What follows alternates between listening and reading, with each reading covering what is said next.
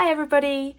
I don't know about you, but I go through phases where I get a bit addicted to buying art materials and it gets a little bit out of hand. I've had to make some more space on my kind of materials desk where I have all my pens and stuff.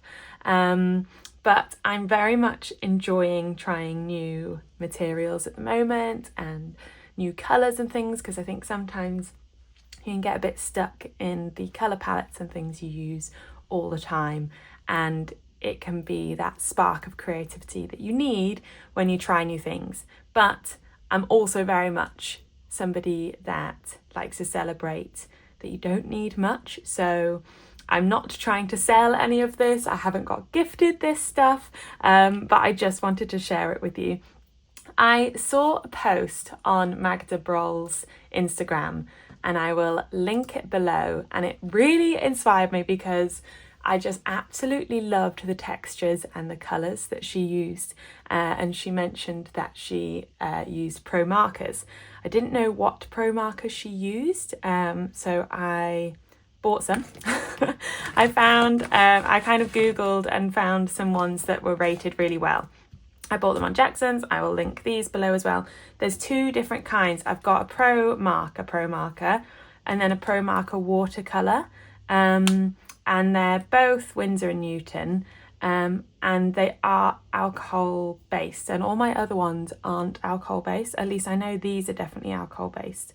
I need to confirm whether the watercolor ones are or aren't, because quite often the watercolor type markers aren't alcohol based. But I don't know if pro marker, because I don't know anything about these, whether that means it is alcohol based. But I'm just going to quickly separate them so we can do the colours kind of in their collection rather than completely rogue. And I went a bit mad. I normally, when I'm buying new materials, I'll just buy a couple, but there were so many nice colours and I was like, oh, I really want to try these. And so I just decided to treat myself, and we'll see where it goes. I really wanted to get more of the watercolour ones. However, like loads of the colours that I really like the look of were out of stock. So I've got a little reminder set on Jackson's for when they come back in, because there were some really nice kind of blues and pinks and stuff. But I just got a few of those. I got mostly these kind of classic pro markers. I also got some marker paper. I didn't really know, I don't know anything about markers, so I don't know what this is. It says it's bleed proof, which is surprising because it's so thin. But one of the things that Magda said is that she used it on pro marker paper, and she really liked the texture that they had. So I thought, right, I'll get this, but I also want to test it in my sketchbook. So let me just get that down, because I'm intrigued to know the difference of kind of how they sit, because I'm not a massive fan of thin paper at all, but I'm intrigued to know kind of how they are. So if I just get a page open in here, just a random page, and then I'll link all the materials below, and I'll kind of say the colours out loud.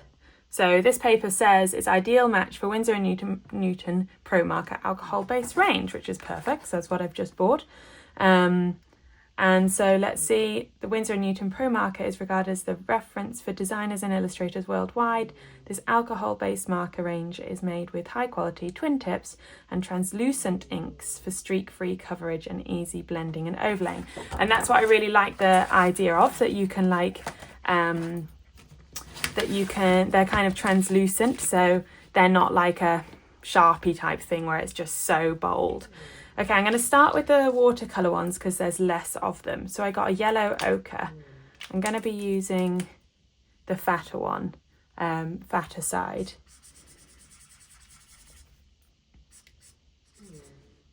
Let's just... That is the yellow ochre, and let's just quickly test it. Oh, wrong side. That's weird. I always think that should be the brush pen side. Okay, interesting. Seems quite similar-ish on each paper. Let's see how This is a Permanent Rose, which is a bit brighter than I thought. I kind of wanted it to be a bit softer, but the softer colours all seem to be gone. At the moment they feel quite similar to Echelina pens. This one is, read it the right way, Raw Umber. Really nice dark brown. Nice pens though, for sure. If I put that on and then test, God, I'm going to get these pens the wrong way every time. So you can kind of blend them a bit, which is quite nice. I don't know if that's just because it's like got dirt. I feel like the ink's coming out more now. We've got a cadmium orange hue.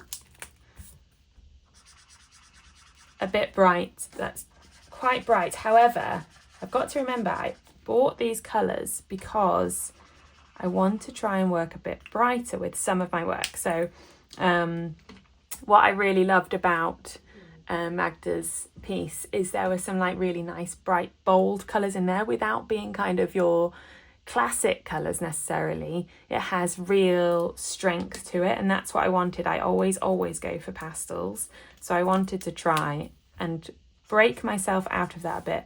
This is a sap green, a bit greenier than maybe I had hoped, but I hope that I could like blend it a bit and create some kind of different tones. I don't know if you layer wet, if it just gets it dirty. This is very much a testing. I want to do a video where I come back to them when I've kind of practiced more, and then I can show you guys more about how I've figured out using them. But I like the idea of doing a bit of a test with you. And then this one's Hooker's Green, which again, the swatch I think looked a lot darker than that. That's very like similar to the sap green in a way. I know it's like greenier, but in the full schemes of things, they're not that different. But I think like as brush pens go, watercolor markers, they're good to have some nice brighter colours. But let's try some, let's just see. Oh yeah, it's not bleeding through. It's kind of showing through, but it's not bleeding through. How's it on here? Same on my sketchbook over here. It's not bleeding through at all, so that's quite good. Okay, I'm going to start a new page for the pro markers. So I'm quite excited about these because of the colours. So we've got soft green. Ooh, okay, hang on, what have we got going on here then? So we've got a thin one again, and then we've got a chisel tip with this one. And I think this is what she used because of the markings. Not that in any way I'm trying to copy her. I just loved the kind of textures she was creating.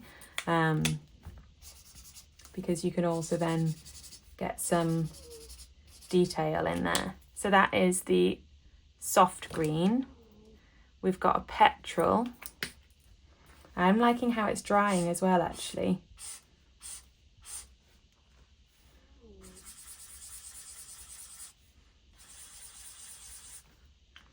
Let's just see, that's the petrol, but let's just see something.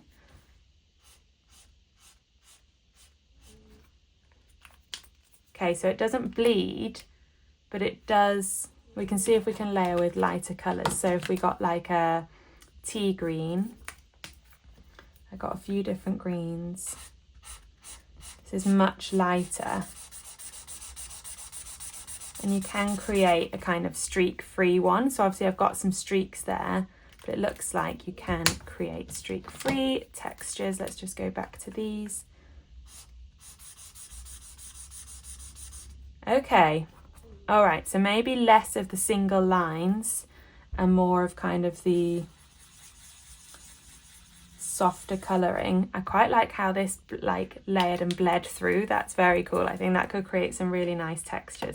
So that blue was a tea green. this kind of lighty grey. Let's carry on with our blues.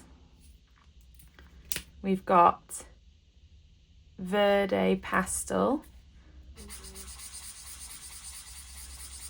which is like a nice kind of lighty blue. I'm liking how bold they are. They're really different to what I would normally kind of illustrate with. I'm very much not a marker pen girl unless I'm doing my bases with my Echelina pens, but I like the idea of kind of using these as the colour rather than just the base, and kind of building up textures and colours with this. And I think that's a really fun, different way of drawing, and a nice challenge. So that was the Verde Pastel, and then this one is Grey Green. That's a really nice, like, shadowy colour.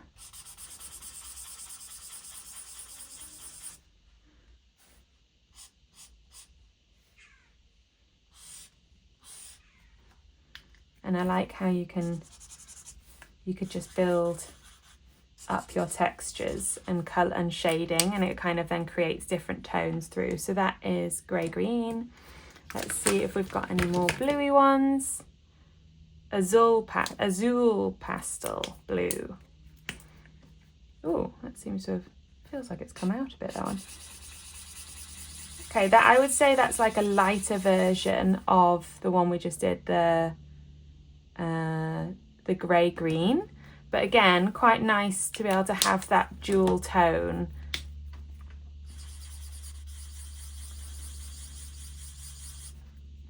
And again, I really do like how it kind of, you would normally expect the bit where you've layered to go darker.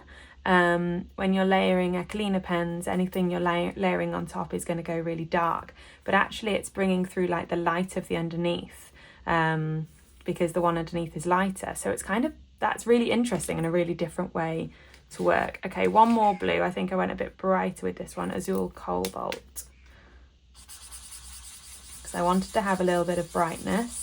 So I'm not just going my classic pastel.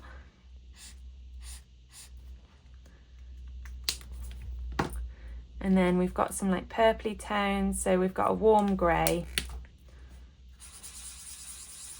That's a really nice tone.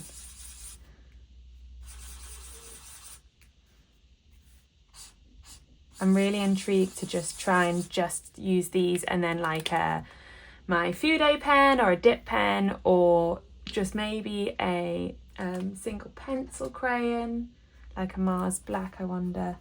Yeah, you could definitely use pencil crayons on top. But kind of build it, like building my colour with the base, and then almost just doing that detail on the top. I'm drawing a lot of bushes and trees in the book I'm working on at the moment, so I feel like that's just kind of stuck in my mind.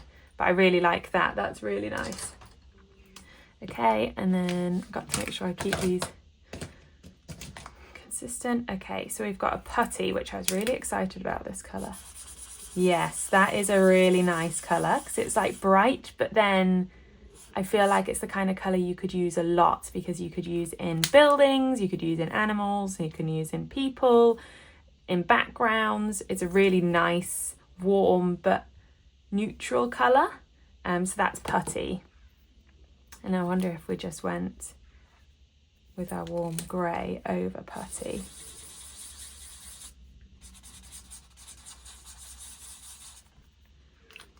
Yeah, that's really cool. I'm really liking how the colour's coming through rather than just being covered. We've got a pastel yellow.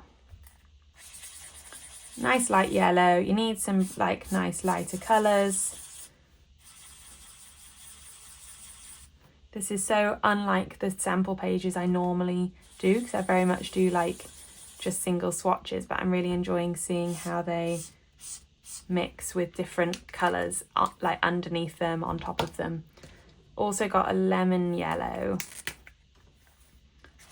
which is that even brighter still, because I'm really trying hard to get some brighter colours in my work, especially for children's books. It's necessary to have some bright colours. That's really interesting. When you're putting it over the blue and it's kind of turning greeny, I feel like you could then get some really nice tones with that. We have got this looks different. Don't quite know why this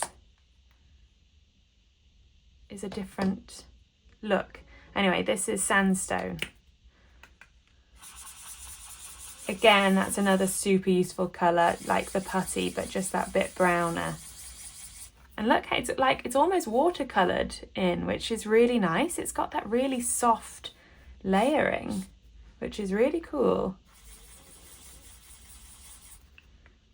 I'm very much enjoying this. This is going to be a bit of a learning curve. I think before I suddenly just go, right, I'm going to take them on location, I need to practice with them and kind of get to know them and get to know how they mix, how I can put them into my work and my style, and so that I can have the safety of my desk and the comfort of my screen and everything. And then but I think they will be really good drawing on location because you've got such nice colours, and then you just have that in a pencil crayon or a pen and you're sorted. That one is a pastel pink, that one. Then we have got a berry red. I wanted some brighter red. Very bright, very, very bright, but I kind of liked the idea based on what Magda did of having using bright colours in specific areas. It doesn't have to be like she's done it as a dog collar and things, but it's that kind of bringing, you don't have to have everything bright, you could just have some bits bright, but therefore I need to have some bright colours. However, you can dull it down really nicely by putting it on top of other things, and it changes its colour. We have got ginger. That's a really nice colour as well, because that's in a way like the red is bright and it could be your essence of bright, but it's kind of not like overwhelming, but it just lifts like the page. Even just popping it on here, it's like, okay, yeah, I'm seeing some like nice colours going on here. 3 more. We have got saffron, a lighter, softer orange, way more the kind of thing I'd normally go for. So even though I was trying to go bright, I've definitely still got some pastel-y tones going on. But I think if you can mix that with some brighter tones, I think that works well. We've got a forest green. I wanted a kind of brighter green because I think it will mix well with, if I just do a bit down here and then like get a bit of like the, let's see, this soft green or the maybe this petrol blue could work.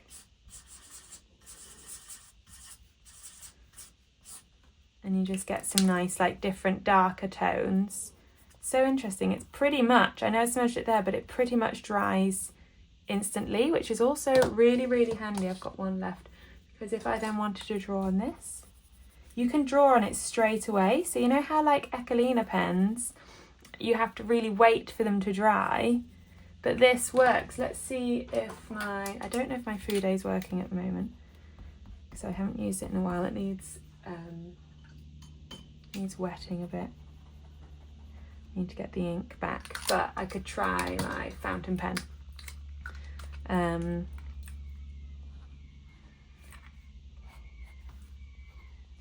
Yeah, pens work really well as well without bleeding. Tiny bit of bleed on here. Is it just the paper? I think it's just the paper. This is a soft nib. So I'll try these really quickly in a second on my sketchbook. This paper is not obviously very good for water. It's so thin, it does not hold water well at all. It says it doesn't bleed through.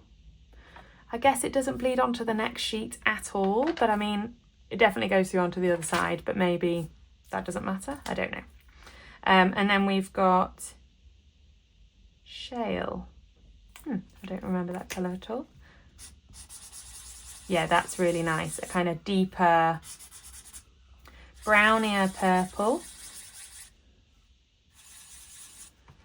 Okay, I'm really liking, like, even that colour palette I think is really fun. I could use all those colours in something. It would feel bright and bold, but not like classically. It's kind of got some really nice mixing going on as well. So let's just really quickly try some in my sketchbook. I'm actually glad that I didn't get as many of the watercolours as I did as the pro markers, because I think the pro markers are going to be more fun to use. So let's just do some really quick testing.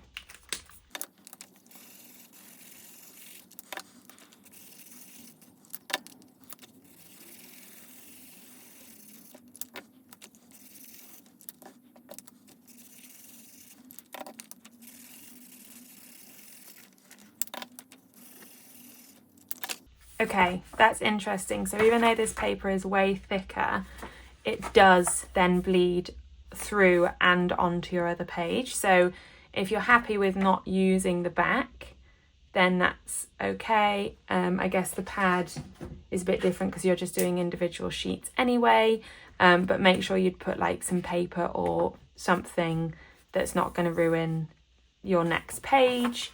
Let's just try. But it does still, they do still work nicely. I think when you first put them down, they're, I don't know why I'm using that colour particularly. They seem quite scratchy, almost like they don't blend that well, but then they soften as they dry, which is really nice. So almost don't get alarmed by the first look of it, because it does then blend really nicely.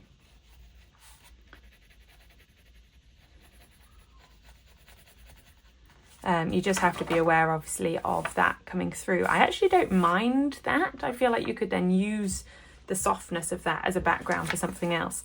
Let's just test the pen. I feel like it's going to be, this is obviously more of a writing pen, but you can very much draw with it.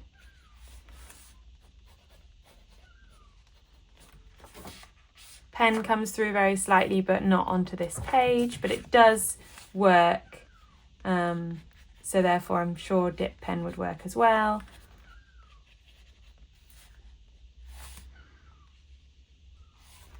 Okay, that's exciting. I'm really liking the boldness of this. And just really, really quickly, I want to try it in a pith sketchbook.